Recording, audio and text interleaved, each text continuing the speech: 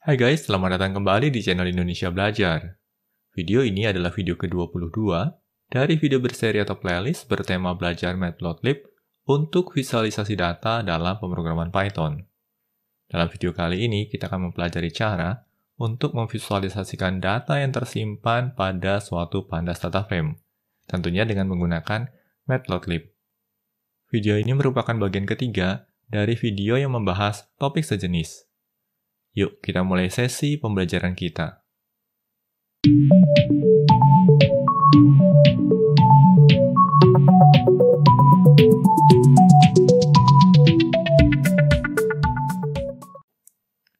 Oh ya guys, sekadar mengingatkan bagi kalian yang belum subscribe di channel Indonesia Belajar ini, pastikan kalian untuk subscribe dan aktifkan juga tombol loncengnya. Karena di tiap minggunya kami selalu mengupload video-video tutorial terbaru terkait dunia IT. Jadi, pastikan kalian untuk stay tune terus di channel Indonesia Belajar ini. Nah, serupa dengan sesi-sesi pembelajaran sebelumnya, pada sesi pembelajaran kita kali ini pun kami sudah menyiapkan sebuah notebook. Nah, di sini kita akan coba switching dulu ke presentation mode. Dalam sesi pembelajaran kita kali ini, kita akan belajar untuk memvisualisasikan data yang tersimpan pada suatu pandas data frame. Dan ini merupakan video bagian ketiga. Kita lanjut ya guys ke slide berikutnya. Pada slide ini kita akan import beberapa modul penting. Nah, pada sel yang bagian atas ini, kita akan mengaktifkan Magic Command Matplotlib Inline. Magic Command Matplotlib Inline ini digunakan untuk melakukan redirection agar output yang dihasilkan oleh Matplotlib dapat ditampilkan pada halaman Jupyter Notebook. Hal berikutnya pada sel yang kedua, di sini kita akan mengimport setidaknya dua modul penting, yaitu Matplotlib dan Pandas. Untuk Matplotlib sendiri, di sini kita akan secara spesifik mengimport pyplot dan kita import sebagai PLT. Sedangkan Pandas di sini akan kita import sebagai PD. Kita coba eksekusi ya guys scriptnya di sini. Nah, seperti bisa kita lihat di sini, versi Matplotlib yang kami gunakan saat ini adalah versi 3.3.2, sedangkan versi Pandasnya adalah versi 1.1.3. Kita coba lanjut ya guys ke slide berikutnya. Pada slide ini, kita akan berfokus untuk membentuk sampel dataset. Untuk kasus kita kali ini, datasetnya bersumber dari suatu file CSV. Nah, nanti pada deskripsi video, kami juga akan menyertakan link untuk mendownload file CSV ini. Di sini, cara untuk membentuk suatu data frame dari suatu file CSV sebenarnya sangat mudah. Kita cukup memanggil pd.read_csv, lalu kita arahkan ke lokasi dari file CSV kita. Nah, untuk kasus kami saat ini, lokasinya ada di current directory, lalu di dalam current directory ada directory dataset, dan file CSV yang kita miliki disimpan di sini. Nama file CSV kami saat ini adalah 2020.csv. Kita coba eksekusi dulu ya guys scriptnya di sini. Setelah file CSV-nya kita baca, lalu file CSV ini akan dibentuk menjadi suatu objek data frame yang kemudian disimpan ke dalam variabel df. Nah, selanjutnya di sini kita memanggil df.head. Pemanggilan df.head ini digunakan untuk menampilkan 5 baris pertama dari dataset yang kita miliki. Nah, bisa kita lihat di sini ya guys, ini adalah 5 baris pertama dari dataset yang kita miliki. Dataset ini kami adopsi dari data World Happiness Index. Dan datanya bersifat publik. Kebetulan kami memperoleh data ini dari Kaggle. Kita scroll down dulu di sini. Nah, di sini untuk mempermudah proses visualisasi data berikutnya, maka ada beberapa adjustment atau penyesuaian yang perlu kami lakukan. Penyesuaian yang kami lakukan di sini adalah untuk mengganti beberapa nama kolom. Nah, di sini nama kolom country name mau kita ganti menjadi country. Lalu nama kolom perception of corruption mau kita ganti menjadi corruption. Dan terakhir, kolom dengan label freedom to make life choices akan kita ganti menjadi freedom saja. Nah, mekanisme untuk mengubah nama kolom dari suatu data frame bisa kita lakukan dengan menggunakan df.rename. Di sini kita akan coba eksekusi scriptnya. Kita scroll down, dan ini merupakan daftar nama kolom yang baru. Nah, di sini tentunya pemahaman dan kemampuan untuk melakukan manipulasi dan pengolahan data frame sangat dibutuhkan. Nah, oleh karenanya, bagi kalian yang masih awam dengan pandas data frame, kami sangat menyarankan untuk mempelajari topik Pandas Data Frame terlebih dahulu. Di channel Indonesia Belajar ini, kami juga sudah menyiapkan sebuah playlist khusus yang membahas topik Pandas Data Frame. Nanti linknya juga akan kami sertakan pada deskripsi video di bawah ini. Oke, kita lanjut ya guys ke slide berikutnya. Pada slide ini, kita akan berfokus untuk membentuk bar plot dari dataset yang kita miliki. Nah, ini merupakan script yang sudah kami persiapkan sebelumnya. Kita coba eksekusi dulu ya guys script ini. Nah, ini dia hasilnya. Ini merupakan bar plot yang dihasilkan dari eksekusi script yang ada di sini. Kita coba pelajari ya guys scriptnya. Di sini pertama-tama kita akan pelajari dulu sisi yang ada di sini nih guys. Di sini kita memanggil df, lalu kurung siku, dan di dalam kurung sikunya ada titik 25. Nah, ini merupakan teknik slicing, di mana kita hanya akan mengambil 5 baris pertama dari dataset yang kita miliki. Lalu selanjutnya, kelima data pertama tadi akan kita plotting. Nah, di sini kita memanggil metode .plot. Pemanggilan metode atau fungsi plot ini sendiri setidaknya membutuhkan 3 parameter utama. Parameter yang paling utama di sini adalah parameter kind. Nah, karena untuk kasus kita kali ini kita ingin membentuk suatu bar plot, maka kind-nya kita beri nilai bar. Nah, nilai bar pada parameter kind ini akan mengindikasikan jenis plotting yang akan kita hasilkan, yaitu bar plot. Selanjutnya, di sini kita juga perlu menspesifikasikan nilai yang akan berkorelasi dengan sumbu X dan sumbu Y. Di sini, nilai untuk sumbu X-nya akan berkorelasi dengan kolom country, sedangkan nilai untuk sumbu Y-nya akan berkorelasi dengan data corruption, freedom, generosity, dan social support. Dan kalau kita melihat bar plotnya, di sini bisa nampak ya guys, untuk sumbu X-nya ini merepresentasikan negara, di mana setiap kelompok ini mengindikasikan negara tertentu. Ini mengindikasikan data untuk negara Finland, ini mengindikasikan data untuk negara Denmark, negara Switzerland, Iceland, dan Norway. Lalu berikutnya, untuk sumbu Y-nya ini akan berkorelasi dengan nilai indeks tertentu. Nah, nanti nilai indeksnya ada indeks corruption, freedom, generosity, dan social support.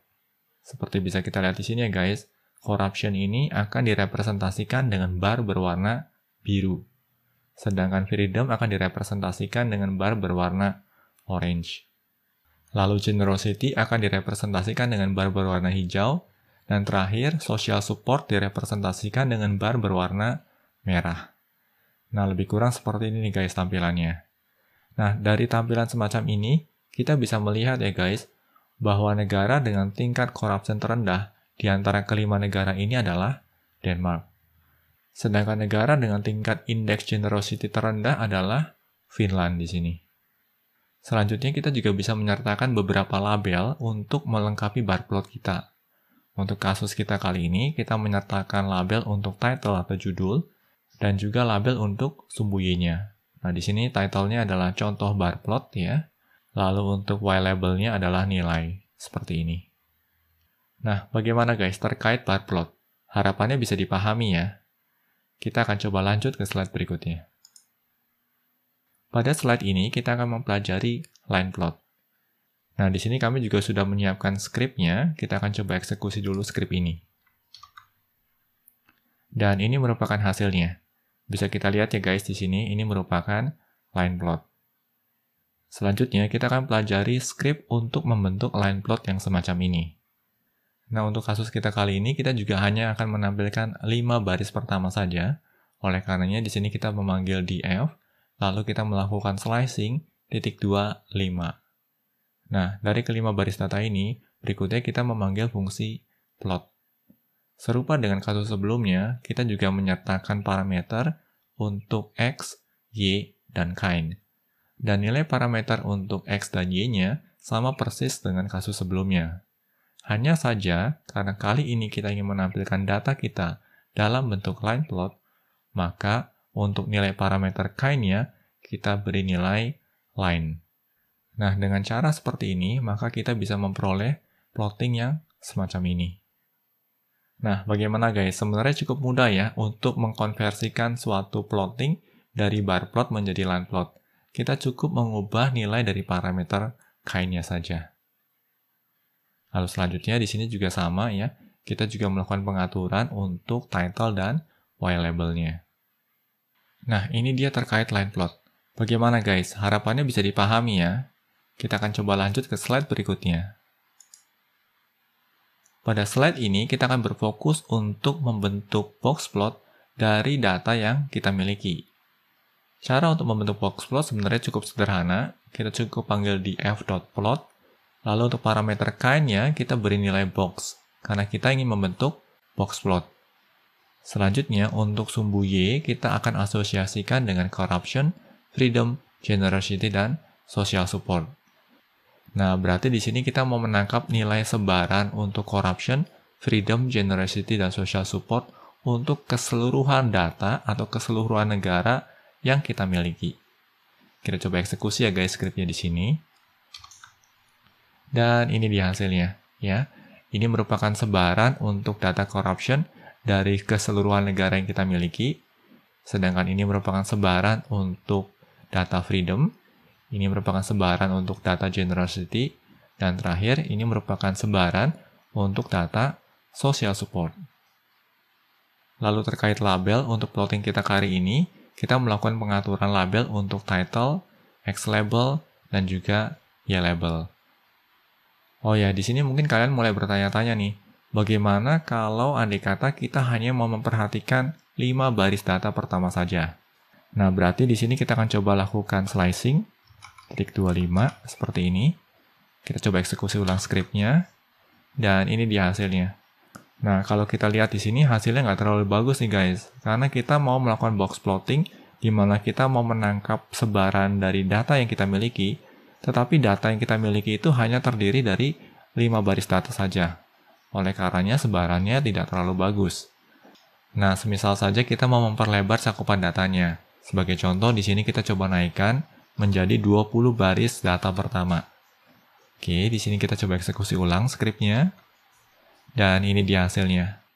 Nah, bisa kita lihat di sini ya guys, dengan menyertakan lebih banyak data, maka bentuk distribusinya pun ikut terpengaruh.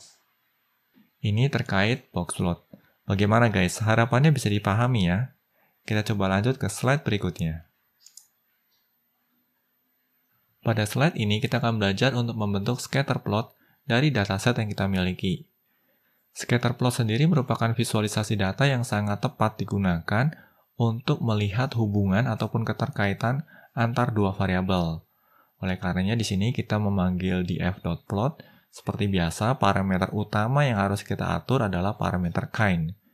Nah, karena dalam kasus kita kali ini kita ingin membentuk scatter plot, maka nilai dari parameter kind-nya adalah scatter. Selanjutnya, karena scatter plot digunakan untuk membandingkan ataupun untuk melihat keterkaitan antar dua variabel, oleh karenanya di sini kita perlu menetapkan variabel mana saja yang mau kita perbandingkan. Untuk kasus kita kali ini, sumbu X-nya akan berkorelasi dengan variabel corruption, dan sumbu Y-nya akan berkorelasi dengan variabel freedom. Lalu berikutnya, di sini kita juga akan mengatur nilai terkecil dari sumbu X dan nilai terbesar dari sumbu X, serta nilai terkecil dari sumbu Y, dan nilai terbesar dari sumbu Y. Dan untuk kasus kita kali ini, nilai terkecil untuk sumbu X dan sumbu Y-nya adalah 0, sedangkan nilai terbesar untuk sumbu X dan sumbu Y-nya adalah 1. Kita coba eksekusi ya guys scriptnya di sini. Dan ini dia hasilnya, ya. Bisa kita lihat di sini sumbu X-nya adalah corruption dan sumbu Y-nya adalah freedom. Bisa kita lihat juga di sini bahwa jangkauan untuk sumbu X maupun sumbu Y-nya adalah mulai dari 0 sampai dengan 1. Dan bisa kita lihat di sini setiap marker yang muncul dalam scatter plot kita ini akan merepresentasikan jumlah data point yang disertakan. Nah, sebagai contoh di sini, semisal saja kita hanya ingin menyertakan 5 baris data pertama. Oleh karenanya, kita bisa lakukan slicing di sini dengan menggunakan titik 25. Lalu kita coba eksekusi ulang scriptnya. Dan ini dia hasilnya. Bisa kita lihat di sini, kita hanya memiliki 5 marker saja. Kenapa? Karena di sini kita hanya menyertakan 5 data point saja. Nah, kalau kita mau naikkan nilainya, semisal menjadi 20, lalu kita coba eksekusi ulang script ini. Dan ini dia hasilnya.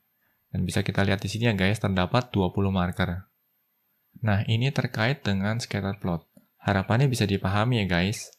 Kita akan coba lanjutkan ke slide berikutnya. Nah, pada slide kali ini kita akan fokus untuk mempelajari histogram. Di sini kita memiliki dua buah kasus ya, kita akan coba eksekusi dulu kasus yang pertama. Dan ini hasil visualisasinya, bisa kita lihat di sini, ini merupakan visualisasi data dalam bentuk histogram yang mengindikasikan sebaran data untuk corruption atau untuk data korupsi dari keseluruhan negara. Nah, bagaimana cara melakukan plottingnya? Caranya lebih kurang seperti ini nih guys. Kita panggil df.plot, lalu kita juga perlu menyertakan beberapa parameter. Nah, parameter yang paling penting di sini adalah kind. Karena untuk kasus kita kali ini kita ingin membentuk histogram, maka nilai dari parameter kind-nya kita beri his. His di sini akan merepresentasikan histogram.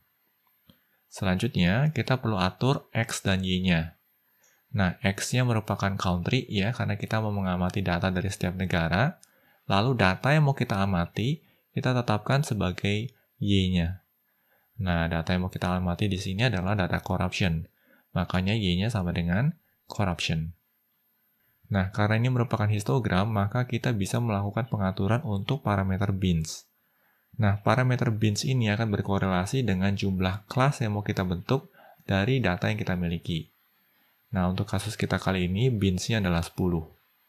Kita akan coba lihat ya guys, kalau kita perbesar bins-nya. Semisal saja di sini kita mau naikkan menjadi 20. Oke, kita akan coba eksekusi ulang skripnya. Dan ini dia hasilnya. Ketika bins-nya naik, maka datanya menjadi lebih detail di sini ya.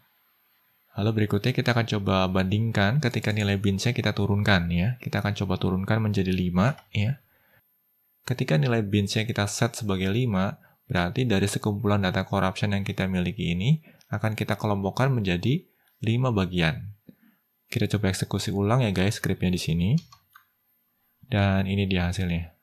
Bisa kita lihat di sini ya guys, seolah-olah terdapat 5 kelompok data. Ini kelompok pertama, kelompok kedua, kelompok ketiga, kelompok keempat, dan ini adalah kelompok ke-5. Nah, ini terkait dengan mekanisme untuk membentuk histogram sederhana. Bagaimana guys? Harapannya bisa dipahami ya. Nah, pada slide berikutnya kita akan mempelajari histogram yang sedikit lebih kompleks.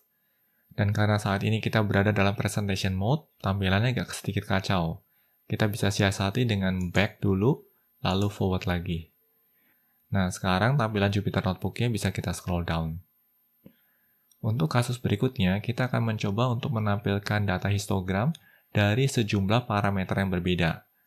Nah, kalau dari kasus sebelumnya, kita hanya ingin menampilkan data corruption saja. Tetapi di sini kita mau menampilkan distribusi untuk data corruption, freedom, generosity, dan juga social support. Kita coba eksekusi dulu ya guys skripnya di sini. Kita scroll down, dan ini dia hasilnya.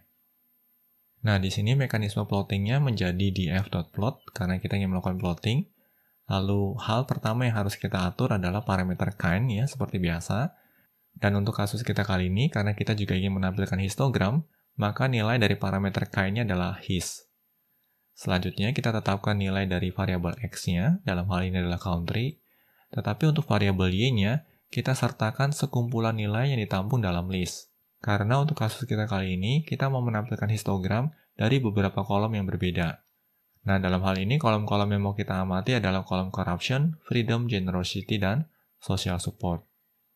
Lalu berikutnya, agar sebaran datanya bisa divisualisasikan dalam akses yang berbeda, di sini kita bisa memanfaatkan subplots. Oleh karenanya, di sini subplots-nya kita set sebagai true. Selanjutnya, kita bisa atur layout-nya. Nah, layout-nya di sini kita atur 2,2. Artinya di sini kita membentuk layout 2 baris dan 2 kolom. Dan bisa kita lihat di sini ya guys, ini merupakan visualisasi histogram untuk keempat kolom yang berbeda. Yang ada di sini merupakan visualisasi untuk kolom corruption, ini untuk kolom freedom, yang di sini untuk kolom generosity, dan yang ada di sini untuk kolom social support. Lalu berikutnya, di sini kita juga mengatur plt.subtitle. Nah, kenapa kita menggunakan subtitle dan tidak menggunakan plt title?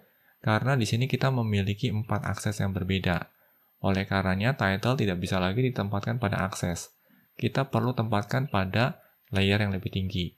Dalam hal ini adalah subtitle. Subtitle ini akan merepresentasikan supertitle. Lalu hal lain yang perlu kita atur di sini adalah plt.titleLayout. Nah, pemanggilan titleLayout ini sangat dibutuhkan agar tampilannya bisa rapi. Untuk memperjelas pemahaman, di sini kita akan coba untuk beri komen pada bagian titleLayout-nya. Lalu kita akan coba eksekusi ulang skripnya. Kita scroll down, dan bisa kita lihat di sini ya guys, tampilannya sedikit kacau karena terdapat overlapping. Nah, kondisi semacam ini bisa kita atasi dengan mengaktifkan atau dengan memanggil fungsi titleLayout. Kita coba eksekusi ulang skripnya di sini. Kita scroll down, dan ini dia hasilnya. Nah, bagaimana guys dengan cara membentuk histogram dari suatu data frame? Harapannya bisa dipahami ya. Demikian sesi pembelajaran terkait cara untuk memvisualisasikan data yang tersimpan pada data frame dengan Matplotlib. Semoga materi pembelajaran yang disampaikan dapat membantu kalian dalam mempelajari visualisasi data dengan Matplotlib. Pastikan juga untuk terus mengikuti materi pembelajaran lanjutan di channel ini. Bila mana ada pertanyaan ataupun masukan terkait materi yang disampaikan dalam video pembelajaran ini, kalian dapat menuliskannya pada kolom komentar di bawah ini. Kami akan selalu berusaha untuk menanggapi setiap pertanyaan dan masukan yang kalian sampaikan. Oke guys, semoga video ini bermanfaat bagi kita semua. Jangan lupa untuk komen, like, share, dan subscribe tentunya, karena ini akan membantu kami untuk terus menghasilkan materi-materi pembelajaran berkualitas lainnya. Salam Indonesia Belajar, banyak belajar biar bisa bantu banyak orang.